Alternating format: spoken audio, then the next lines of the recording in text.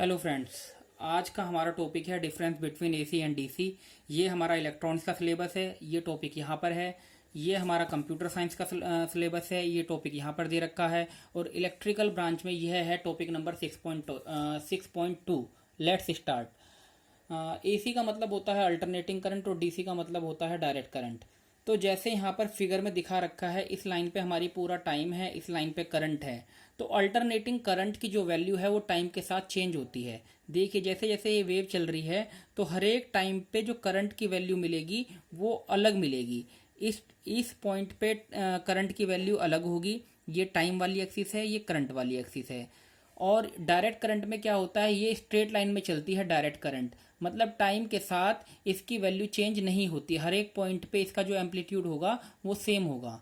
तो यहाँ पर डेफिनेशन उसी के अकॉर्डिंग हम लोगों ने लिख रखी है। वह धारा जो अपनी दिशा को परिवर्तित करती रहती है, प्रत्यावर्ती धारा अल्टरनेटिंग करंट कहलाती है। मतलब दिशा परिवर्तित करती रहती है, कभी पॉजिटिव में कभी नेगेटिव में। वह धारा जो केवल एक ही दिशा में प्रवाहित होती है दिष्ट धारा कहलाती है। एक ही दिशा में मतलब एक ही डायरेक्शन में चलेगी, ये अपनी जो साइड है वो चेंज नहीं करती है, इसलिए इसको कहा गया है डायरेक्ट करंट। अब एसी, यहाँ पे लिखा हुआ है एसी को ट्रांसफॉर्मर द्वारा स्टेप अप तथा स्टेप डाउन किया जा सकता है। मतलब जो एसी वोल्टेज होती है या करंट होती है उसको ट्रांसफॉर्मर की हेल्प से अप एंड डाउन कर सकते हैं, लेकिन ट्रांसफॉर्मर डीसी पे काम नहीं करता। इसलिए यहाँ पे लिखा हुआ है डीसी को ट्रांसफॉर्मर द्वारा स्टेप अप व स्टेप डाउन नहीं किया जा सकता। फिर थर्ड पॉइंट है, इंपॉर्टेंट पॉइंट है, इसकी आवृत्ति घरेलू उपयोगों के लिए 50 हर्ट्ज होती है, डीसी की आवृत्ति सदा शून्य होती है। अब अगला पॉइंट है, इसको विभिन्न प्रकार के तरंगों जैसे triangular wave, square wave, sinusoidal wave के रूप में भी प्रदर्शित किया जा सकता है। मतलब ट्रायंगुलर मतलब त्रिभुजाकार तरंग, स्क्वायर मतलब वर्गाकार तरंग और साइनसोडल मतलब ज्यावक्रीय तरंग। तो ये जो हमारी अल्टरनेटिंग करंट है वो डिफरेंट शेप में हम शो कर सकते हैं, लेकिन डीसी को हम सिर्फ स्ट्रेट लाइन में शो करते हैं, इसलिए इसमें लिखा है इसको सीधी रेखा द्वारा ही प्रदर्शित किया जाता है।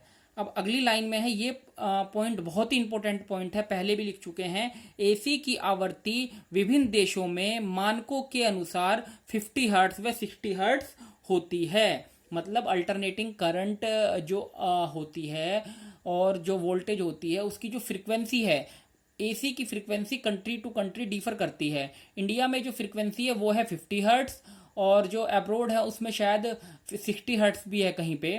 तो एसी की फ्रीक्वेंसी होती है, लेकिन डीसी की फ्रीक्वेंसी क्या होती है, जीरो। ये बहुत इंपॉर्टेंट पॉइंट है, इससे नेक्स्ट पेज में हम 3-4 पॉइंट इजीली समझ पाएंगे। जबकि डीसी की आवृत्ति शून्य होती है, इस पॉइंट को आपको माइंड में रखना ही रखना है। एसी की फ्रीक्वेंसी 50 हर्ट्ज 60 हर्ट्ज होती है और डीसी की फ्रीक्वेंसी जीरो होती है। वैसे फ्रीक्वेंसी की मैं आपको डेफिनेशन बता दूं, अल्टरनेटिंग करंट द्वारा या अल्टरनेटिंग वेव द्वारा एक सेकंड में पूरे किए गए चक्रों की संख्या को उसकी फ्रीक्वेंसी कहा जाता है। जब चक्कर लगेंगे तो ही तो आवृत्ति होगी, इसलिए इस केस में फ्रीक्वेंसी है। लेकिन डीसी के केस में तो वो एक ही लाइन में चलती है, तो कोई चक्कर लग ही नहीं रहे। जब चक्कर नहीं लग रहे तो इसलिए डीसी की फ्रीक्वेंसी जीरो है।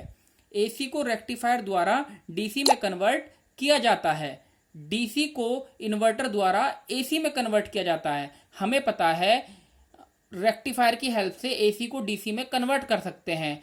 और अगर हमें डीसी को एसी में कन्वर्ट करना हो, जैसे घर हैं, घरों में हमें एसी चाहिए होती है, हम अपना बैटरा लगा के रखते हैं तो हम इन्वर्टर लगा देते हैं। तो इन्वर्टर क्या करता है, डीसी को एसी में कन्वर्ट कर देता है।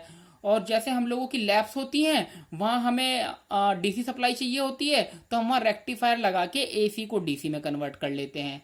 तो हमने क्या लिखा, एसी को रेक्टिफायर की हेल्प से डीसी में कन्वर्ट किया जाता है और डीसी को इन्वर्टर द्वारा एसी में कन्वर्ट किया जाता है। एसी को घरेलू उपकरणों व उद्योगों में प्रयुक्त किया जाता है, डीसी को इलेक्ट्रॉनिक उपकरण में यूज किया जाता है।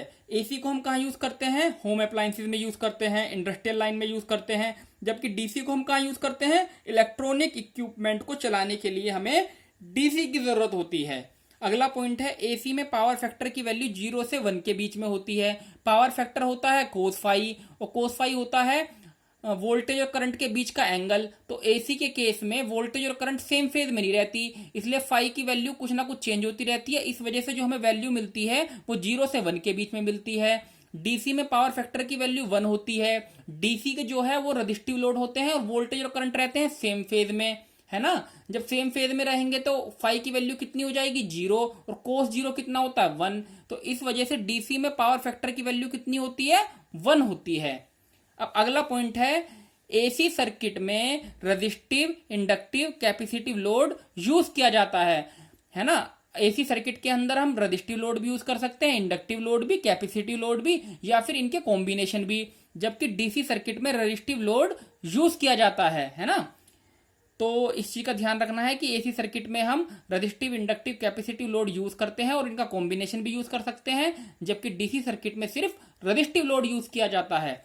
अब अगर बात की जाए ओम्स लॉ के अकॉर्डिंग, एसी सर्किट में V इज इक्वल टू होता है I/Z, और रेजिस्टेंस के केस में मतलब डीसी के सर्किट में ओम्स लॉ के according V is equal to होता है IR। तो यहाँ पे हमने शो कर रखा है V वोल्टेज है, I करंट है, Z इंपीडेंस है, और डीसी केस में V वोल्टेज है, I करंट है, R क्या है रेजिस्टेंस है। तो जो फैक्टर चेंज हुआ वो Z चेंज हुआ, Z यहाँ पे इंपीडेंस है एसी केस में, और डीसी केस में वो रेजिस्टेंस है। अगर सर्किट के अंदर हमारा इंडक्टेंस लगा हुआ है तो क्या होगा, in case of inductance Z की वैल्यू चेंज हो जाएगी एक्सएल से, तो V इज इक्वल टू हो जाएगा आई एक्सएल, है ना। एक्सएल की वैल्यू हमें पता है 2πfl होती है, यहाँ पे पुट कर दी, तो V इज इक्वल टू क्या आ गया 2πfl इंटू आई। 2πf को क्या लिख सकते हैं ओमेगा लिख सकते हैं, तो V की वैल्यू आ गई omega L I in case of inductance. यही चीज डीसी के केस में क्या हो जाएगी, सेम वही V इज इक्वल टू हम लोगों ने वही लिख के देख लिया कि आई एक्सएल लिख के देख लिया, 2πfl लिख लिया, ये इसके अंदर एग्जिस्ट नहीं करेगा। लेकिन आपको समझाने के लिए हमने पहले ही कहा था कि डीसी के केस में फ्रीक्वेंसी 0 होती है, तो देखो हमने F की वैल्यू क्या पुट की 0 पुट की, तो V क्या आ गई 0 हो गई, मतलब इंडक्टेंस डीसी के अंदर एग्जिस्ट ही नहीं करता। अब अगर बात करते हैं किसकी, कैपेसिटेंस की, इन केस ऑफ कैपेसिटेंस तो Z की वैल्यू किससे चेंज हो जाएगी XC से, तो V इज इक्वल टू हो गया आई XC, और XC की वैल्यू होती है 1/2πfc, तो हमने क्या पुट कर दिया V is equal to I/2πfc, और 2πf को क्या लिख सकते हैं ओमेगा लिख सकते हैं, तो V इज इक्वल टू क्या आ गया I/ωc। लेकिन यही चीज अगर हम डीसी के केस में देखेंगे तो सेम वही फॉर्मूला है जो यहां से हम लोग लेके आए हैं। V इज इक्वल टू क्या हो गया आई XC की वैल्यू 1/2πfc पुट कर दी, हमें पता है डीसी केस में F होता है 0, तो यहाँ पे 0 पुट कर दिया, तो V की वैल्यू कितनी आ गई इनफाइनाइट आ गई। तो यहाँ पे हम लोगों ने ये चीज भी देख ली कि जो रजिस्टिव डीसी सर्किट जो होते हैं वो रजिस्टिव सर्किट ही होते हैं। तो ये कुछ डिफरेंसेस हैं जो हम लोगों ने एसी एंड डीसी में पढ़े हैं। आने वाले लेक्चर में हम लोग डिटेल में रजिस्टिव, इंडक्टिव, कैपेसिटिव लोड को डिस्कस करेंगे। तो आप इस वीडियो को बहुत ध्यान से देखिएगा क्योंकि ये आगे के लेक्चर्स में बहुत फ्रूटफुल होगी। Thank you so much for watching.